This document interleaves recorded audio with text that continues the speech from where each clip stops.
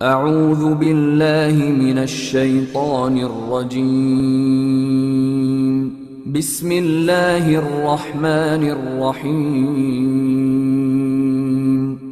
اے ایمان والو، اللہ نے جو تم پر احسان کیا ہے اس کو یاد کرو۔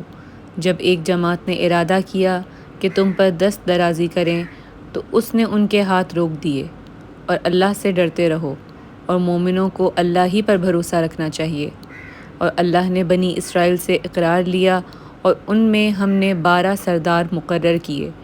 پھر اللہ نے فرمایا کہ میں تمہارے ساتھ ہوں اگر تم نماز پڑھتے اور زکوٰۃ دیتے رہو گے اور میرے پیغمبروں پر ایمان لاؤ گے اور ان کی مدد کرو گے اور اللہ کو قرض حسنہ دو گے تو میں تم سے تمہارے گناہ دور کر دوں گا اور تم کو بہشتوں میں داخل کروں گا جن کے نیچے نہریں بہہ رہی ہیں۔ پھر جس نے اس کے بعد تم میں سے کفر کیا وہ سیدھے رستے سے بھٹک گیا۔ تو ان لوگوں کے عہد توڑ دینے کے سبب ہم نے ان پر لعنت کی اور ان کے دلوں کو سخت کر دیا۔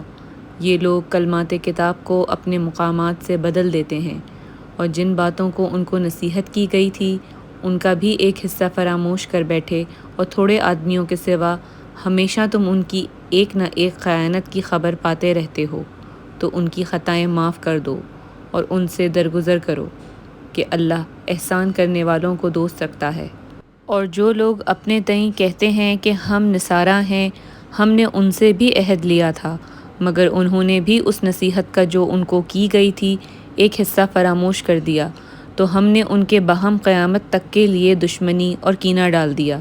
اور جو کچھ وہ کرتے رہے اللہ عنقریب ان کو اس سے آگاہ کرے گا۔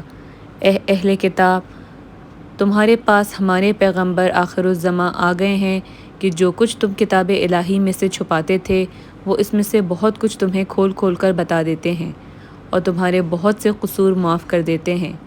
بے شک تمہارے پاس اللہ کی طرف سے نور اور روشن کتاب آ چکی ہے۔